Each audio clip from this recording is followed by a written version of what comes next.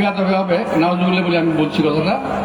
এই মোহাম্মদ সঙ্গে কিন্তু সাল্লাল্লাহু আলাইহি ওয়াসাল্লাম বলে নাই, মোহাম্মদ বললে সাল্লাল্লাহু আলাইহি ওয়াসাল্লাম বলতে হবে, তাই না? কিন্তু ওনারা বলে নাই। ওনারা বলেন ওনাদেরকে ভোট দিলে জান্নাতে যাবেন, না দিলে জাহান্নামে হবেন।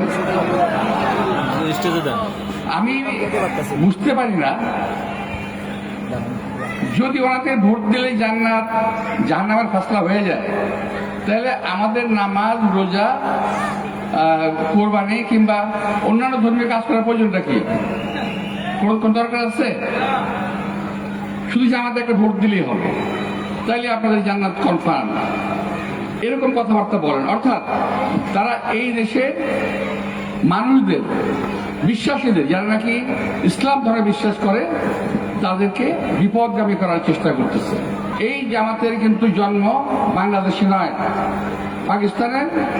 ওর নাম হলো মাওলানা, তথাকথিত মাওলানা আবুল আল্লাহ মওদুদী। উনি বিশ্বাস করতেন যে এই যে কৃষ্ণ, এই যে বিষ্ণু, এরা সব নবী, ওনারা বলতেন। এবং সেই আকীদায় বিশ্বাস করে আজকের আমাদের এই জামাতিরা। খেয়াল করে দেখবেন কেন কথা বললাম, আমি প্রমাণ সহ বলছি।